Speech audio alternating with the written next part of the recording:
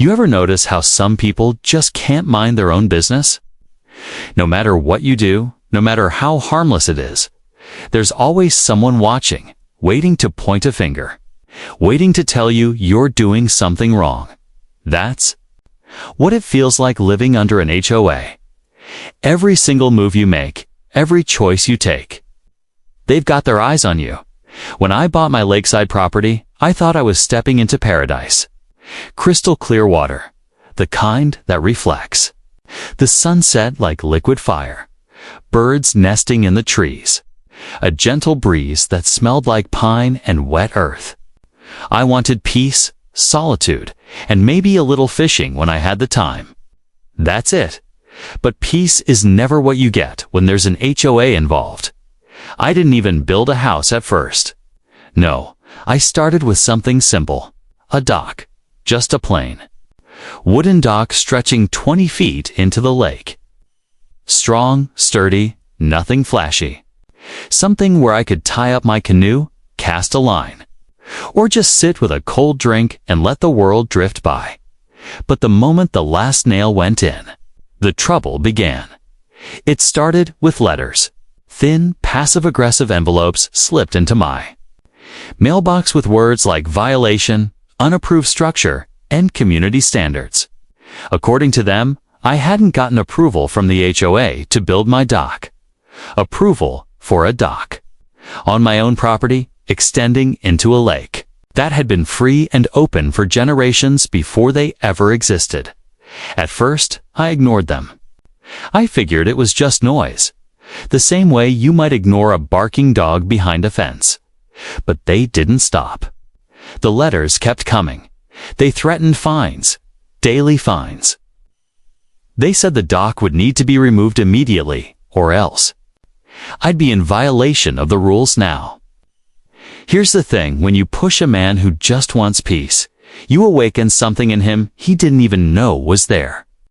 And what they didn't realize, what they couldn't have known at that moment, was that I had something they didn't. Something big. But before I get there, let me tell you about the day it escalated. It was a Saturday morning. I was sitting on the dock, cup of coffee in hand, watching the mist lift off the water. That's when I heard the crunch of gravel behind me. I turned, and there they were. 3 board members, clipboards in hand, marching down my driveway like soldiers on a mission. Mr. Thompson, one of them said, adjusting her glasses, "We're here to discuss your unauthorized dock." Unauthorized. Like I'd built a nuclear power plant instead of a few planks of treated wood. I stood up slow, sipped my coffee, and said, "Morning. Nice day, isn't it?" That didn't go over well. They launched into a speech about bylaws, community harmony, uniformity of shoreline views. They said my dock set a dangerous precedent, and if everyone just built whatever they wanted, chaos would follow. I let them finish, because I was raised to let people talk before you answer. Then I said, "I appreciate your concern, but this dock, it's staying." The woman with the glasses tightened her jaw. "Then you leave us no choice. You'll be fined daily until it's removed. And if you refuse, we'll escalate further." That word escalate hung in the air. Now, I could have given in. I could have bowed my head, torn up the dock, and accepted defeat. But something in me hardened that day, because they thought they had power. They thought they could control me. But what they didn't know, I had already done my homework. See, this wasn't just some random piece of land I bought. The lake, the waterways, the creeks, even some of the marshlands, they were tied to an old deed. A deed that went back almost 100 years. And that deed had a stipulation. The water wasn't theirs. It wasn't community property. It wasn't under HOA jurisdiction. It was mine. That dock wasn't just legal. It was untouchable. So when they walked away, smirking like they'd already won, I didn't feel anger. I felt something else, resolve, because I realized then, if they wanted a war over this dock, they had no idea the battlefield they'd stepped onto. And I was going to show them, but I wouldn't just defend my dock. No, I'd reveal to them the truth that the water they thought they controlled wasn't theirs to claim. It was mine, and by the time I was finished, they'd wish they'd never set foot on my property. That was the day I decided to fight back, and that fight, it changed everything. The following morning, I was already halfway through my first cup of coffee when I heard it again, that sound. Not the bird song, not the gentle lapping of the lake against my dock, but the shrill tone of HOA authority. Knock, knock, knock. Firm, insistent. Not the kind of knock neighbors use when dropping by to say hello. No, this was the kind of knock that says, "We have paperwork, and we want you to know about it." I sighed, set my mug down, and walked to the front door. And sure enough, there they were. 3 board members this time, not just the one from yesterday.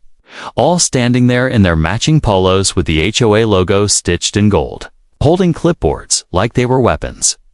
The leader, a tall man, with a stern face that looked like it had forgotten how to smile sometime in the 90s, didn't even bother to say hello. He just launched right in. "Mr. Hayes," he said, voice clipped and self-important. "We need to discuss the matter of your dock." I leaned against the doorframe, arms crossed. "We already discussed it yesterday. It's mine. Built it myself. What else is there to say?" The woman standing beside him, who was balancing a thick folder of documents like it was her newborn child, shook her head. "You don't seem to understand. Docks on this lake are subject to HOA approval. Yours was never approved. Therefore, it is in violation." I couldn't help but chuckle. Approval. I've been living here for 15 years. That dock's been around nearly as long. If it was a violation, you're about 14 years too late. That didn't sit well. I could see their faces tighten, their polite HOA masks cracking. The tall man held up a single sheet of paper, like he was revealing a royal decree. "We're issuing you a formal notice. You are required to remove the dock within 30 days or face fines of $500 per day." Now, I've had my fair share of HOA nonsense over the years: paint colors, mailbox heights, lawn length, but this was a new level. They weren't just trying to control what color I painted my shutters. They were coming after something that was mine, something tied to the lake itself. So I asked the question that had been rattling around in my head since they first brought this up. "Tell me something. Who do you think actually owns this lake?" That stopped them cold for a moment. The woman with the folder fumbled her words. "The lake is part of the community. Therefore, under HOA jurisdiction." I smirked. "Funny, because last I checked, this lake wasn't included in your community map. In fact, I'm pretty sure the county records tell a very different story." Their eyes narrowed. They weren't expecting me to push back, let alone challenge them with actual facts. The tall man straightened his clipboard like it gave him strength. "Regardless, we'll be pursuing this through legal channels if you fail to comply." "Good," I said, taking a deliberate sip from my coffee that I'd carried out with me. "Because I've got legal channels too, and I have a feeling mine run deeper than yours." They left in a huff, muttering to each other as they marched down my walkway. But I wasn't shaken. No, their visit had only confirmed what I already suspected. They didn't actually know who owned the lake. They were bluffing. And if they were bluffing, it meant I had leverage. That night, I pulled out an old filing cabinet I hadn't touched in years. I dug through folders of property deeds, old survey maps, and stacks of correspondence from when I first bought the house. It took me hours, but eventually, there it was, a yellowed, creased document with a fancy seal at the bottom. A deed not just for my property, not just for the stretch of shoreline I called home, but for something much bigger. The lake. I stared at it for a long moment, heart pounding. I had known I owned rights to the water behind my property, but I had completely forgotten just how extensive those rights were. This wasn't just about my dock.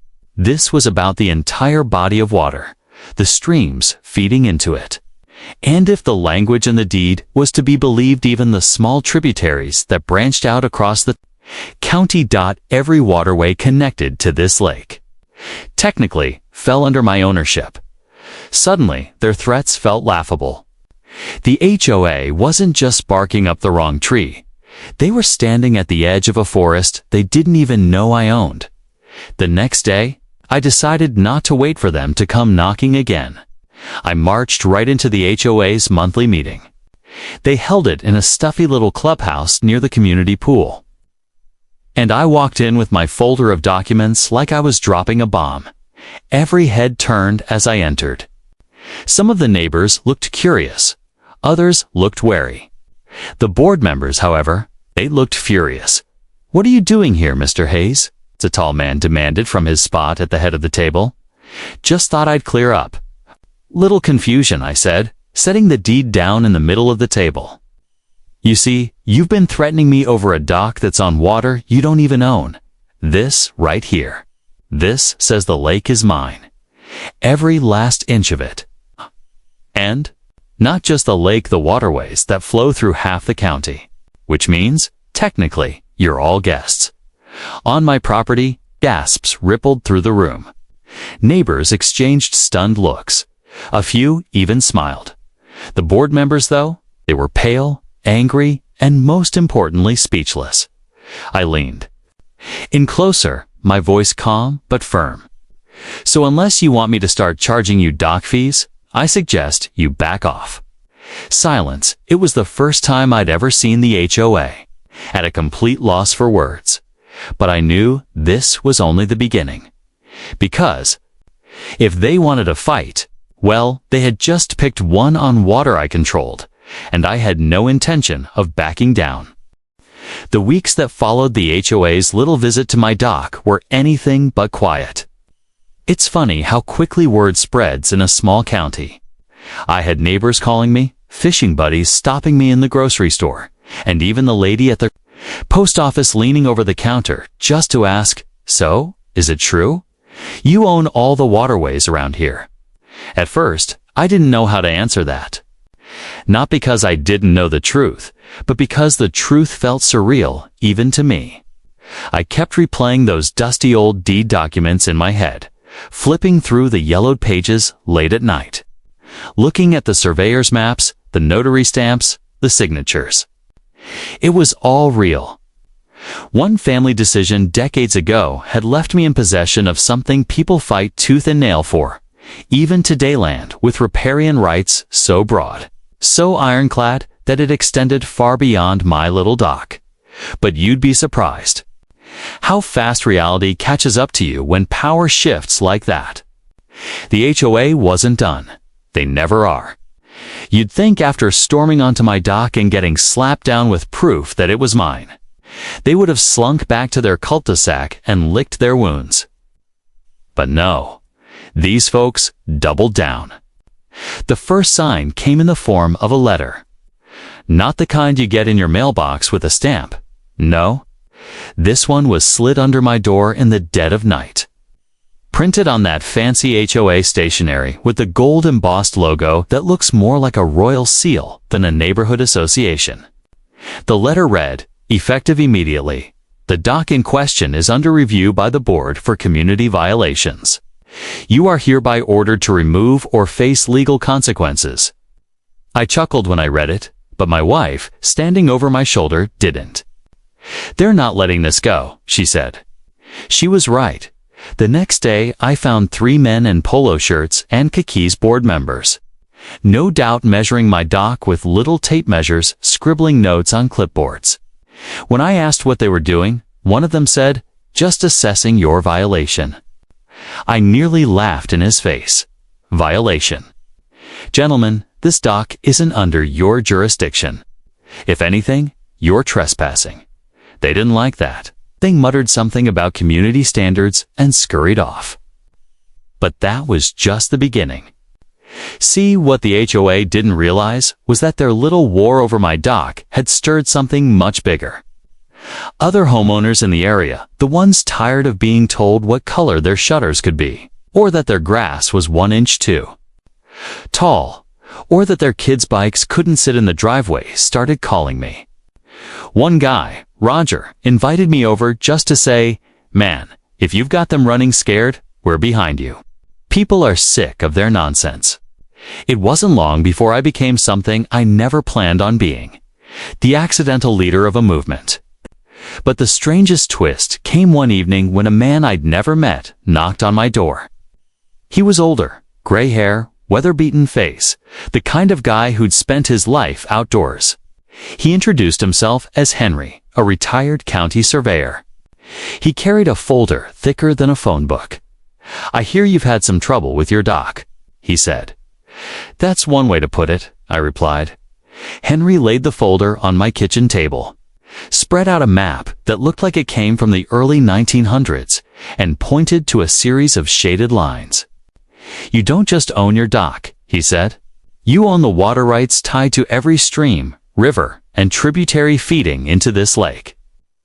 That means you control fishing rights, boating access, even what can and can't be built along the shoreline. Legally speaking, you could deny access to the HOA community itself if you wanted to." I just sat there, stunned. My wife put her hand over her mouth. Henry wasn't exaggerating. He showed me court cases, statutes, and legal precedents. "Your family must have been smart, real smart, to hang on to this deed," he added. "Most people sold theirs off decades ago." That was the moment it clicked. The HOA wasn't just fighting for control of my dock. They were terrified that, if I understood the full extent of my rights, I could unravel their whole illusion of power. And they were right. The very next week, I exercised those rights. It started small. I posted a sign at the boat launch boat launch technically on the HOA's property, but built on land that fed directly into my waterways. The sign read, "Notice. Use of this dock and lake requires permission from the legal water rights holder. Contact before use." You'd think I detonated a bomb in the middle of their neighborhood. Within hours, my phone rang off the hook. Angry board members shouting at me. Neighbors whispering, "Is this real?" Kids peeking over the fence like I was some outlaw king. But I wasn't out to be a tyrant. That wasn't the point. The point was to show them what leverage really looked like. For once, they weren't the ones holding the clipboard. I was Dot, and when the HOA scheduled their emergency meeting to discuss me, I showed up uninvited. You should have seen their faces when I walked into that fancy community center. Henry's maps rolled under my arm like a weapon. What happened next? Well, let's just say the tides began to turn faster than even I could have imagined. Word spread like wildfire. Not just in the neighborhood, not just in the town, but across the county. Everyone suddenly wanted to know who this one stubborn guy was that supposedly had control over every waterway in the county. Fishermen wanted answers. Boating enthusiasts wanted answers. Developers, they were the worst, wanted a piece of me. And of course, the HOA wasn't going to back down. I woke up one morning to find a letter slid under my door. No stamp, no envelope. Just a sheet of paper. In bold, typed letters, it read, "Vacate the dock or consequences will follow." No signature, no name. Just that, and honestly, I laughed. Because what kind of threat was that? The dock wasn't.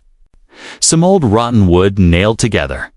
It was a legal structure on land tied to a deed that stretched back generations. That letter was the HOA's attempt to scare me, but if anything, it just confirmed how desperate they were getting. But they weren't the only ones getting desperate. Later that same week, 2 men in suits showed up at my door. They weren't HOA board members. I could tell that instantly. They were sharper, quieter. The kind of men who only came around when serious money was involved. Developers, the taller one, leaned in close and said, "We'd like to make you an offer. You're sitting on something bigger than you realize. Sign over water rights to us, and you'll never have to work another day in your life." He slid a folder across my table, and inside was a check already written out with more zeros than I had ever seen in my life. But here's the thing. They weren't offering me money for the dock. No. They were offering me money for the deed itself and the way that deed was written. It didn't just give me ownership of the shoreline. It gave me controlling rights over waterways used by half the county. Every bridge, every drainage system, every canal, every recreational lake that tied into those waterways. If someone wanted to build on it, expand it, change it, they needed my approval. And the HOA. Oh, they hated that fact more than anyone. Because suddenly, all their little pond beautification projects, their dock regulations, their community lake cleanups all technically required my signature.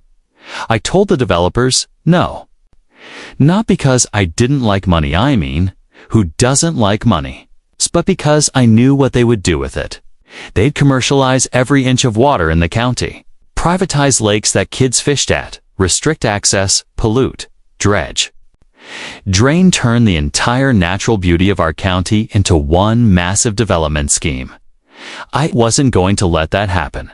That no turned me into a target, not just from developers, not just from the HOA, but from anyone who thought they could gain from controlling water. The HOA began spreading rumors about me. They told neighbors I was a greedy landowner who was trying to keep everyone away from the lakes and rivers. They claimed I was charging fishermen and kayakers, even though I wasn't.